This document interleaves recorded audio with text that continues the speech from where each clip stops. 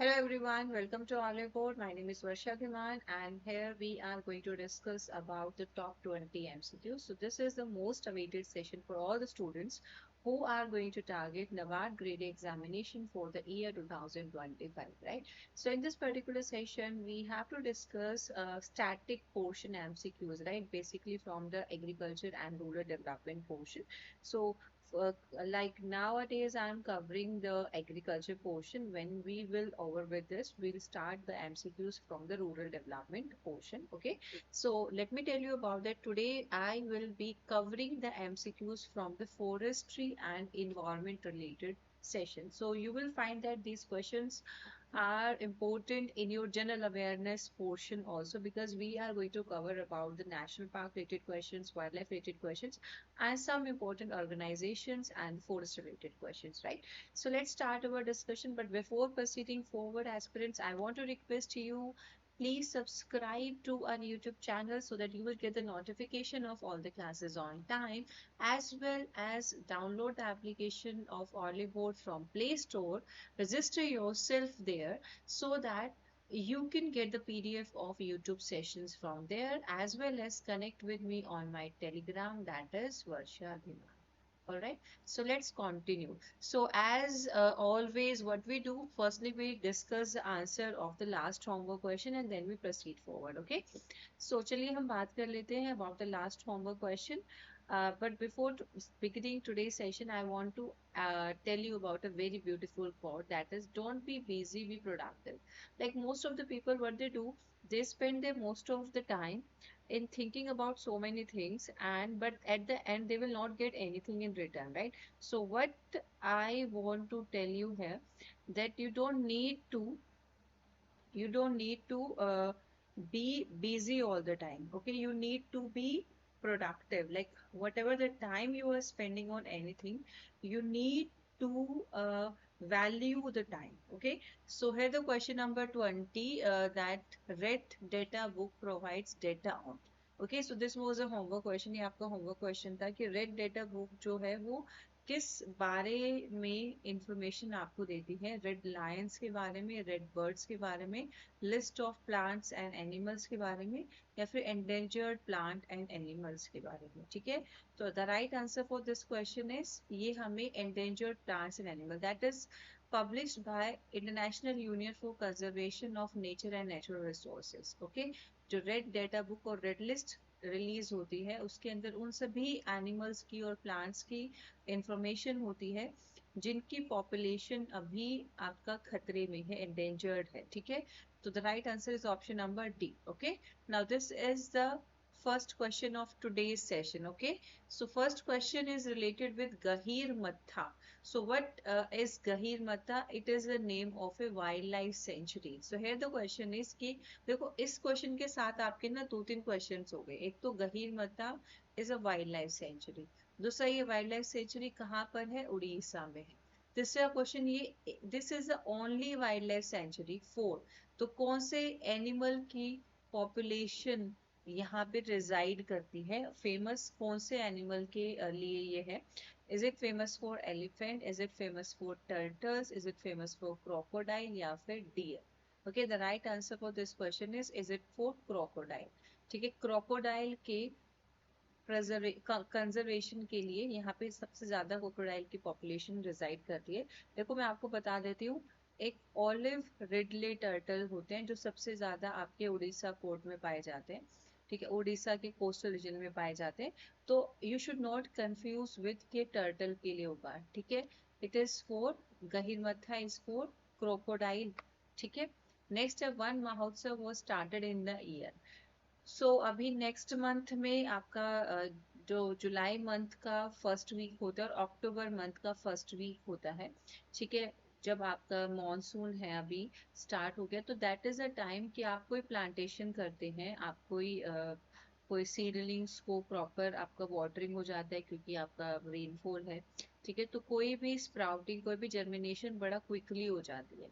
और हमारा main motive तो यही है ना, ग्रीनरी रहे, जितना आपका लाइक अच्छे से वेजिटेशन रहेगा, फॉरेस्ट्री रहेगा, उतना ही हमारा कार्बन डाइऑक्साइड का सिक्वेस्ट्रेशन होगा, हमारे आपका जो ग्लोबल टेम्परेचर है वो भी आपका बैलेंस रहेगा। तो सभी इन्वायरमेंट को लेकर ध्यान रखते हुए क्या डिसाइड किया गया था, वन महोत्सव स्टार्ट किया गया था। तो कब स्टार्ट किया था और किसने स्टार्ट किया था, तो ये दोनों क्वेश्चंस का आंसर हम लोग यहाँ पर देख लेते हैं। So it was started in the year 1952, 1950, 1988 या none of the above. The right answer for this question is 1952। और किसने स्टार्ट किया था, के एम मुंशी जी ने। ठीक है, he was agriculture minister that time, उस वक्त पे ये एग्रीकल्चर मिनिस्टर ऑफ इंडिया थे। और इन्होंने आपका वन महोत्सव एक इनिशिएटिव स्टार्ट किया था for the plantation, right. Pollination bye birds is called, ठीक है, वी नो दैट जितने भी हमारे ये स्मॉल इंसेक्ट्स हैं, स्मॉल इंसेक्ट्स की हम बात कर लेते हैं और लार्ज एनिमल्स की भी बात कर लेते हैं, they have very important role to play. ठीक है, ये हमारा पॉलिनेशन में हेल्प करते हैं। पॉलिनेशन बेसिकली क्या है, transfer of pollen grains, pollen grains का ट्रांसफर करना मेल फ्लावरिंग प्लांट से फीमेल फ्लावरिंग प्लांट तक, ताकि सुटेबल अगर पोलन ग्रेन्स का ट्रांसफर हो रहा है, if the pollen grains are compatible with the female flower, तो क्या होगा, फर्टिलाइजेशन होगा। ठीक है, फर्टिलाइजेशन होगा and then it will result in the formation of a new plant, right.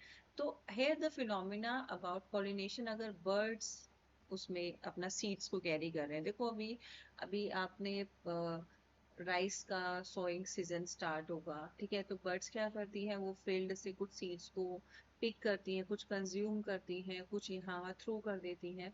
तो that's result in the development of a plant there basically. तो birds इस तरह से अपना ये आपका एक नेचर सर्विस में, इन्वायरमेंट सर्विस में एक रोल प्ले करती है, ठीक है। तो pollination by bird is called, pollination जब बर्ड करते हैं उससे क्या कहते हैं, is it ornithophily, entomophily, zoophily या फिर एनीमोफिली। ठीक है, so when you are talking about birds, अगर पॉलिनेशन में इंपॉर्टेंट रोल प्ले कर रहे हो, तो दैट इज ऑर्निथोफिली। एंटमोफिली जब इंसेक्ट्स पॉलिनेशन में इंपॉर्टेंट, लाइक इंसेक्ट कैरी कर रहे हैं सीड्स को, दे आर एंटमोफिली। एनिमोफिली जब स्ट्रॉन्ग ब्लोइंग जो विंड्स हैं वो अपने साथ सीड्स को कैरी कर रहे हैं, तो that is anemophily. Zoophily basically जब एनिमल्स, ठीक है, अपने मतलब जैसे एलिफेंट ने एक फील्ड को विजिट किया तो उसके फुट के साथ स्टिक होके सीड्स जो है वो एक एरिया से दूसरी जगह मूव कर गए, तो that comes under the zoophily, जब एनिमल ने रोल प्ले करा अपना सीड्स के ट्रांसफर में। ठीक है, नेक्स्ट क्वेश्चन है question number 3। Yeah, question number 3 is covered. Question number 4, Azadirachta indica. So what is Azadirachta indica? It is neem. ठीक है, नीम के medicinal uses we all know that. अभी हमने 2024 का previous year questions का analysis किया था YouTube पर। There was a thing कि आपसे फैमिली रिलेटेड क्वेश्चंस पूछे जा रहे हैं, इम्पोर्टेंट एग्रीकल्चरल स्पीशीज के और इम्पोर्टेंट ट्री स्पीशीज के भी, है ना।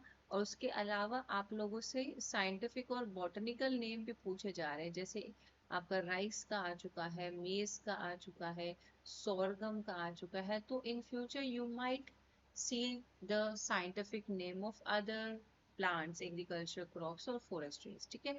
तो थोड़ा सा अपने नोट्स में इसको भी यू नीड टू अपडेट। तो Azadirachta indica belongs to Meliaceae family. Okay, Marotaceae नहीं है, Malvaceae नहीं है, Mimosae नहीं है, it is Meliaceae family, right?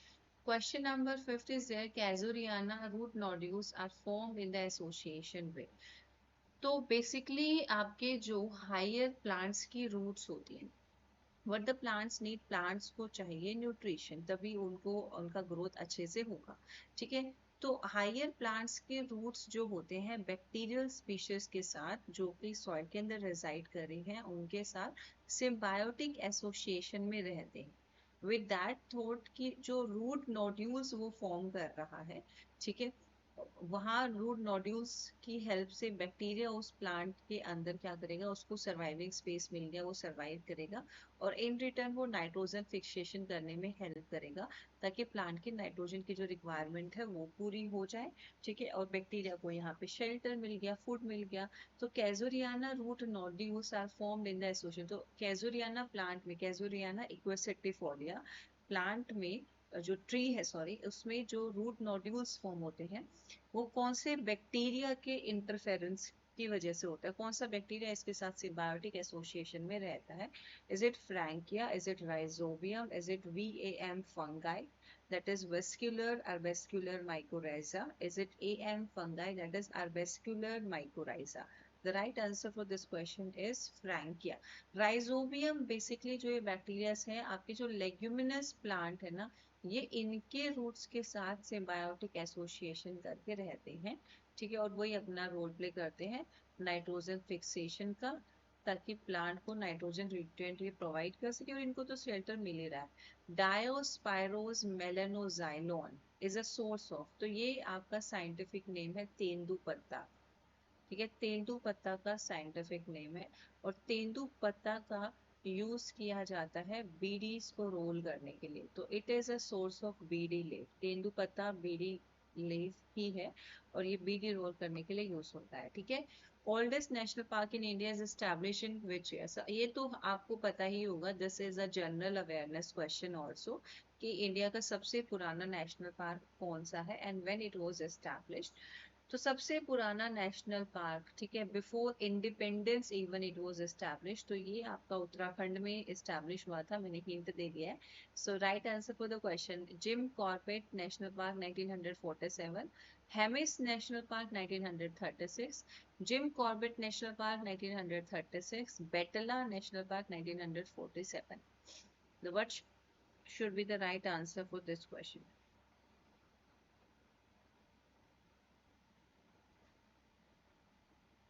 या the right answer for this question will B, देखो मैं आपको इसके साथ कुछ और पॉइंट्स भी लिख देती हूँ, ठीक है। तो Jim Corbett national park is in Uttarakhand, Hemis national park is in Ladakh, Jim Corbett तो हो गया, Betla national park is in Jharkhand, ठीक है। The right oldest national park is Jim Corbett, देखो 1 और C, तीन दोनों ऑप्शंस में जिम कॉर्बेट है, but look at the year, ये एस्टैब्लिश हुआ था 1936 में। The right answer is option number C, ठीक है। लार्जेस्ट नेशनल पार्क कौन सा है? हेमिस नेशनल पार्क, आपका पेंच नेशनल पार्क, आपका राजाजी नेशनल पार्क, या फिर आपका माधव नेशनल पार्क? तो हेमिस नेशनल पार्क कहाँ पे है ये बताया ही मैंने अभी, लद्दाख में। पेंच नेशनल पार्क कहाँ पे है? आपका मध्य प्रदेश में, ठीक है। और राजाजी नेशनल पार्क कहाँ पे है? ये आपका उत्तर प्रदेश में। माधव नेशनल पार्क भी आपका मध्य प्रदेश में, ठीक है। आपको बताना है सबसे बड़ा, तो it is Hemis national park which is famous for snow leopard, ठीक है। ऑल ओवर इंडिया में जितनी स्नो लेपर्ड की पॉपुलेशन है, सबसे ज्यादा पॉपुलेशन आपकी हेमिस नेशनल पार्क में है, और वर्ल्ड में भी अगर हम देखें तो सबसे ज्यादा density, largest density of snow leopard, largest density of snow leopard आपकी यहीं पर है, हेमिस नेशनल पार्क में है। ये सुटेबल क्लाइमेट है, मैन वाइल्ड कॉन्फ्लिक्ट कम है, ह्यूमन इंटरफेरेंस कम है, सुटेबल क्लाइमेट है, लोग इनके हैबिटेट में इतना ज्यादा इन्वेड नहीं करते हैं, तो it is providing it a comfortable site to reside in, इसलिए यहाँ की पॉपुलेशन भी राइज हो रही है ना। Next is question number 9. So moving on to question number 9, state with maximum national park, ठीक है। आपने पीछे भी जब हमने India state of forest report करा था, तब हमने फॉरेस्ट एरिया की बात करते हैं कि सबसे ज्यादा फॉरेस्ट एरिया कहाँ है, फॉरेस्ट कवर, ट्री कवर की बात करते हैं, जो वो तो डिफरेंट फंड आउट है। ये एक जनरल अवेयरनेस का क्वेश्चन है, ठीक है। नियर टू 10 नेशनल पार्क हैं आपके इस स्टेट में, and that is Madhya Pradesh. Madhya Pradesh में सबसे ज्यादा नेशनल पार्क है पेंच, बंदीपुर, और ये आपका माधव, ये तो कुछ हमने अभी कर लिए, उसके अलावा और भी नेशनल पार्क्स हैं आपका, ठीक है। राजस्थान, यूपी, कर्नाटका नहीं है लिस्ट में।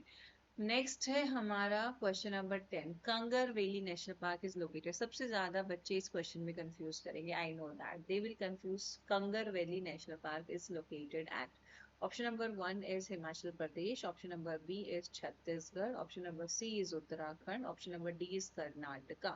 The right answer for this question will B, बताइए इस क्वेश्चन के लिए सही जवाब क्या रहेगा? तो जो कांगर नेशनल पार्क है ये, don't confuse it with Kangra. ठीक है, हम यहाँ पर कंगरा हिल्स और वैली की बात, कंगरा हिल्स की बात नहीं कर रहे हैं। We are talking about the Kangra valley national park, जो कि हिमाचल प्रदेश में नहीं है। If you guys are about to see this, it is located in Chhattisgarh, ये छत्तीसगढ़ में। ठीक है, देखो एक आपका साइलेंट वैली नेशनल पार्क है जो कि आपका केरला में है। ठीक है, एक आपका वैली ऑफ फ्लावर्स है जो कि उत्तराखंड में। ठीक है, तो कुछ ऐसे नाम हैं जिनमें कंफ्यूजन हो सकता है, don't get confuse with these names, right. Next है Kaziranga national park is famous for. तो काजीरंगा नेशनल पार्क में ये एक एनिमल की पॉपुलेशन बहुत ज्यादा है, that is also spot of attraction there, tourism attraction. So Kaziranga National Park is famous for one-horned rhinoceros, hangul, Shanghai deer या फिर एशियाटिक लायन। एशियाटिक लायन के लिए अगर if you so my YouTube videos you will see a specific session. Asiatic lion आपका Gir area में, गिर forest area में सबसे ज्यादा है। ठीक है, और Kaziranga which is in Gujarat. ठीक है, Kaziranga national park is famous for one horn rhinoceros, और काजीरंगा नेशनल पार्क आपका असम में, right. Next is question number 12, state having no national park. There are certain states in our country जिसमें आपके कोई अभी तक नेशनल पार्क इस्टेब्लिश ही नहीं हुए हैं, बिकॉज जोग्राफिकल एरिया की जो कंडीशन, मिनिमम जोग्राफिकल एरिया होना चाहिए वो नहीं है। साथ में आपकी कोई ऐसी मतलब डिफरेंट एनिमल या फिर प्लांट स्पीशीज वहाँ पे रिजाइड नहीं कर रही है। ठीक है, और ह्यूमन पॉपुलेशन ज्यादा वहाँ पे है as compare to the wild life and other things, तो इसलिए स्टेट में कोई नेशनल पार्क अभी तक इस्टेब्लिश नहीं हुआ है। तो इस क्वेश्चन के ऑप्शंस है पंजाब, हरियाणा, बिहार या फिर गोवा। ठीक है, the right answer for this question will B, इस क्वेश्चन के लिए सही जवाब आप लोग क्या मार्क करने वाले हैं? The right answer for this question will be Punjab. ठीक है, पंजाब में कोई नेशनल पार्क नहीं है।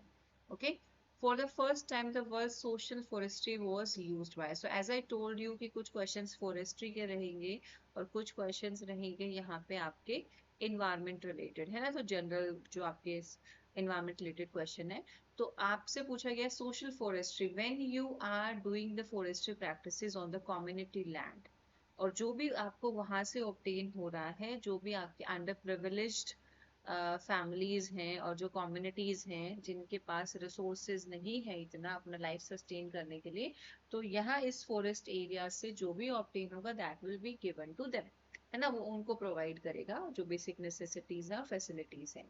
तो first time social forestry term का यूज किया था PKR नायर ने, AP द्विवेदी ने, J विस्टॉबी ने या फिर BS चुंडावत ने। The right answer for question number 13 will be option number C। ठीक है, जेक विस्टॉबी। Okay, question number 14, another name for alley cropping system. तो alley cropping system is a type of agroforestry system, एक तरह का ये एग्रो फॉरेस्ट्री सिस्टम है। So when we talk about the agroforestry system on the basis of कि कौन कौन से कंपोनेंट्स इंक्लूडेड है, उनको हम तीन मेन कैटेगरीज में डिवाइड करते हैं। अगर एग्रीकल्चर और सिल्वीकल्चर दोनों वहां पे, तो एग्रो सिल्वीकल्चरल सिस्टम। अगर वहां पे सिल्वीकल्चर और पेस्टोरल एक साथ है तो that will be silvopastoral system. अगर वहां पे एग्री भी है, एग्रीकल्चर क्रॉप्स भी है, सिल्वीकल्चर यानी कि ट्रीज भी है, और पेस्टोरल लैंड्स का भी है, तो that will be agri silvi pastoral system. Under that आपके कुछ और कैटेगरीज भी, जैसे कि अब हम फॉरेस्ट्री के साथ साथ फिशरी प्रैक्टिसेस भी साथ में कर रहे हैं। ठीक है, और आप एक्वा फॉरेस्ट्री कर रहे हो, तो that comes under the specialised categories. ठीक है, तो एले क्रॉपिंग बेसिकली एक कॉम्बिनेशन है एग्रीकल्चर क्रॉप्स और सिल्वी कल्चरल स्पीशीज का एक साथ। ठीक है, इसमें हम अब क्या कर रहे हैं, मेन एरियाज में हमने अपना एग्रीकल्चर क्रॉप लगा दिया है, और उसके साइड में हमने हैजेस में मतलब आपके सिल्वीकल्चर ट्री स्पीशीज को लगाया है, which will act as a protectors to your agriculture crop. ठीक है, तो another name for alley cropping is hedgerow intercropping. ठीक है, Question number 15 is select a component which is not belong to the objectives of social forestry program. So social forestry program के components तो हमने एक specific session में भी करा है YouTube पे when we were discussing about the previous year questions. क्योंकि आपका social forestry और agro forestry के बीच का difference था उस question में, साथ में आपको social forestry के components भी बताने थे. तो I had discussed about the farm forestry, community forestry, rehabilitation of degraded forest land. हमने कभी इकोसिस्टम सर्विसेज को लेकर एज अ कंपोनेंट नहीं पढ़ा है, तो इट्स नॉट एन ऑब्जेक्टिव और a component of social forestry programme. ठीक है, इकोसिस्टम सर्विसेज को इसका एक ऑब्जेक्टिव नहीं है. ठीक है, farm forestry, community forestry, aesthetical forestry और जिसको हम आपका रिक्रिएशनल फॉरेस्ट्री कहते हैं, extension forestry, rehabilitation of degraded forestry है, तो ये सभी आपके सोशल फॉरेस्ट्री प्रोग्राम के ऑब्जेक्टिव्स हैं और वी कैन से कंपोनेंट्स भी हैं. Question number 16 is species in danger of extinction whose survival is unlikely, कि ये एक्सटिंक्ट हो जाएंगे अगर हमने इन स्पीशीज को थोड़ा केयर नहीं करा. तो एज पर द IUCN, ठीक है, जो हम IUCN में रेड लिस्ट जो हमने क्वेश्चन करा था प्रीवियस क्लास का जो होमवर्क क्वेश्चन था, तो that time also I told you सबसे ज्यादा अगर कोई स्पीशीज की पॉपुलेशन बहुत रेयर, बहुत अब नहीं प्रेजेंट है, तो that will comes under extent. उसके बाद है क्रिटिकली एंडेंजर्ड, फिर है आपका एंडेंजर्ड, फिर है आपका थ्रेटन्ड. ठीक है, फिर है आपका, इसके बाद आता है आपका थ्रेटन्ड के बाद आपका लिस्ट कंसर्न. ठीक है, rear is also mention somewhere but rear is not a, जिसको हम वो नहीं बोल सकते कि ये टेक्निकल टर्म, और हम बोलेंगे कि ऑफिशियली इंक्लूडेड कैटेगरी नहीं है under the IUCN red list. ठीक है, तो स्पीशीज इन डेंजर, जो स्पीशीज आपके डेंजर में है कि वो एक्सटिंक्ट हो जाएंगे if it will not care further, तो उसको हम एंडेंजर्ड स्पीशीज कहते हैं. ठीक है, after that they will be vulnerable.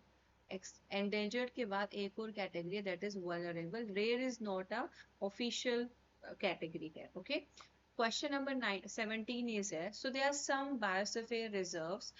देखो, बायोस्फीयर रिजर्व्स भी आपके कुछ ऐसे ज्योग्राफिकल एरियाज हैं पॉपुलेशन को रिजर्व करने के लिए, वाइल्ड पॉपुलेशन को रिजर्व करने के लिए इनको एक स्पेसिफिक स्टेटस दे दिया है कि इन एरियाज में ह्यूमन का इंटरफेरेंस कम रहेगा ताकि हम वाइल्ड लाइफ की पॉपुलेशन को यहाँ पे क्या कर सके, रिजर्व कर सके, है ना. तो नीलगिरी जो बायोस्फीयर रिजर्व है, इट्स अ बायोस्फीयर रिजर्व जिसका एरिया आपके कितने स्टेट्स और कौन कौन से स्टेट में शेयर होता है, this is a question. Tamil Nadu and Kerala, Tamil Nadu and Andhra Pradesh, Karnataka and Tamil Nadu, Kerala, Karnataka and Tamil Nadu. The right answer for the question is option number D.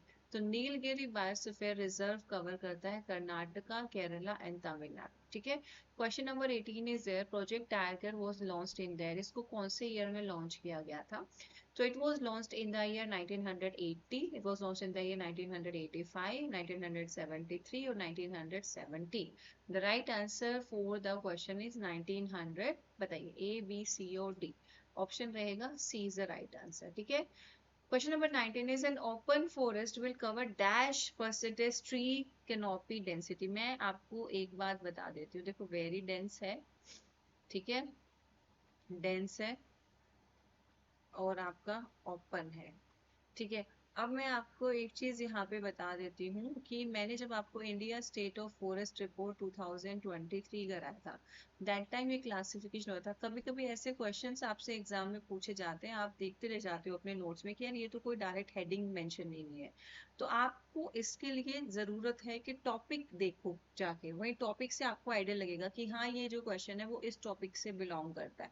ठीक है, हम schemes पढ़ते हैं, schemes के साथ साथ मैं आपको कंपोनेंट करा देती हूँ. जैसे प्रधानमंत्री अन्नदाता आय संरक्षण अभियान से रिलेटेड क्वेश्चन आता है एग्जाम में, पीछे भी काफी बार आया गया है. ठीक है, कोई भी कंपोनेंट रिलेटेड क्वेश्चन पूछ लेंगे क्योंकि अभी न्यूज में है आपका जो आपका प्राइस सपोर्ट सिस्टम न्यूज में है.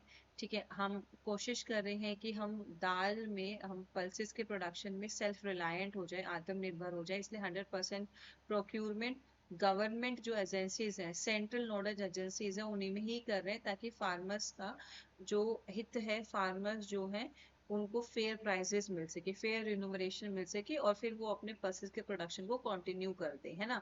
अगर फार्मर को फेयर रिन्यूमरेशन नहीं मिलेगा अपनी किसी ग्रोथ को लेके तो छोड़ो फिर, ये वाले माइंडसेट पे आएंगे फार्म, ऑब्वियसली हम भी आ जाते हैं ना, जब हम कुछ काम कर रहे हैं, we are not getting the good results for that for a long period of time, तो वी फील लाइक कि कैसे कंटिन्यू करें। तो similar thing will happen with the farmers also, ठीक है। तो ऐसे क्वेश्चंस आ जाते हैं। तो ये ओपन फॉरेस्ट आपको कहीं नोट्स में नहीं मिलेगा डायरेक्टली, ये आपको मिलेगा India state of forest report में। तो कितना परसेंट ट्री कैनोपी डेंसिटी होता है, तो option number A 10 to 30%, option number B 10 to 40%, 10 और मोर बट लेस देन 40, ठीक है। 10 से ज्यादा है बट 40 से कम है, या फिर less than 40। The right answer for this question is option number C. And this is your homework question aspirants. एक बार रीड कर लेते हैं इस क्वेश्चन को कि जो स्क्रब फॉरेस्ट होते हैं उनमें ट्री डेंसिटी कितनी होती है। All the options here are in percentage, ठीक है। 0.1%, 0.10%, 0.01% और 0.5%। बहुत अच्छे से क्वेश्चन को देखना है and answer it in the comment box. And आपको सभी नोट्स अवेलेबल हो जाते हैं ऑलिव बोर्ड की एप्लीकेशन पर, तो मेक श्योर आप ऑलिव बोर्ड की एप्लीकेशन का पार्ट बने हो। साथ साथ में you can connect with me on my Telegram, that is Varsha Dhiman. वहाँ पे भी आपको क्लासेस का नोटिफिकेशन मिल जाता है, as well as you will get to know about the notes also. आप अपने डाउट्स भी डिस्कस कर सकते हैं देयर विद अस, ठीक है। So here I am ending the session for now. Oliveboard की एप्लीकेशन इंस्टॉल कर लो, रजिस्टर कर लो for all the important updates, and हमारा चैनल सब्सक्राइब भी आप साथ में कर लो। So thank you so much, bye bye and take care.